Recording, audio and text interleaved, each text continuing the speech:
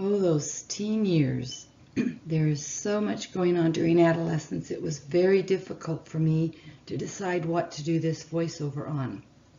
Puberty, body image, eating disorders, peer pressure, drinking and drugs, dating, sexuality, egocentrism, including imaginary audiences and personal fables.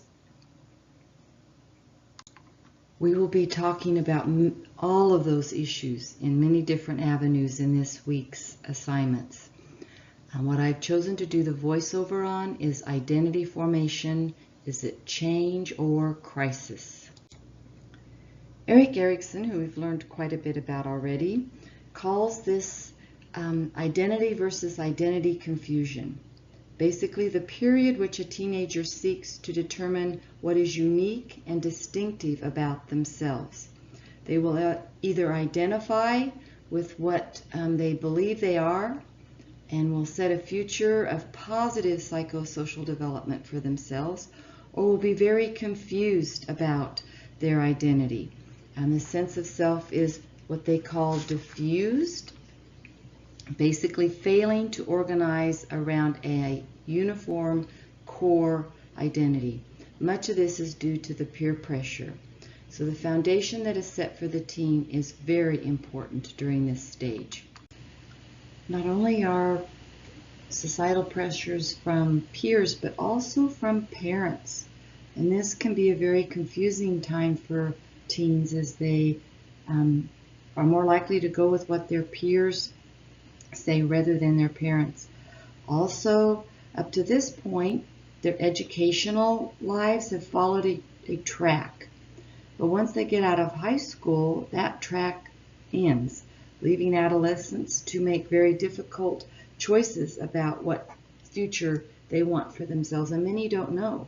So they just go to college not knowing what they want, or some don't go to college, start working, and then will decide eventually to continue working or to go on to school.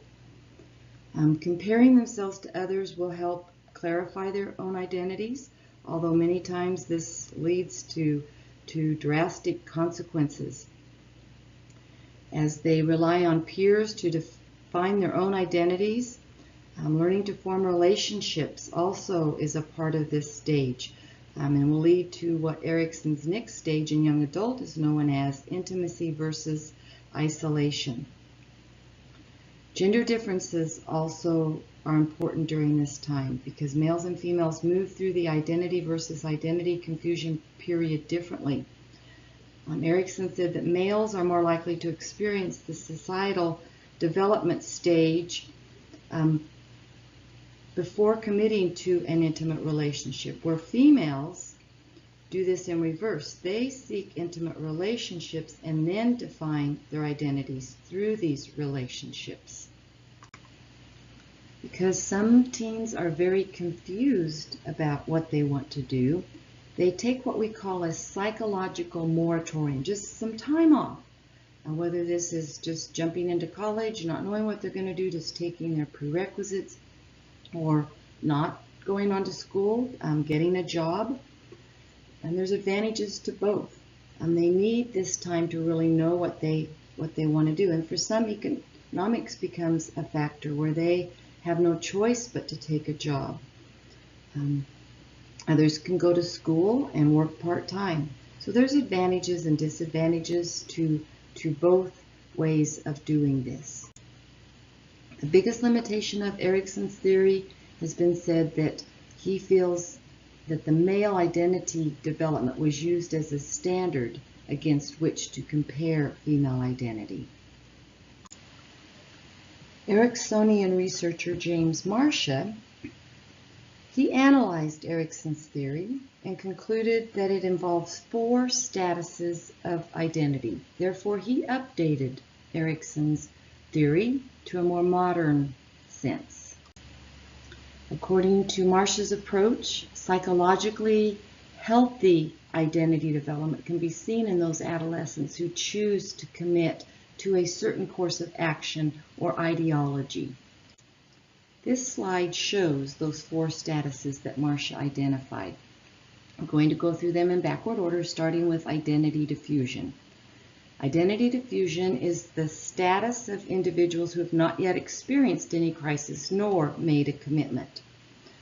Not only are they undecided about what occupation they want to go in, but also any ideological choices that they might even have.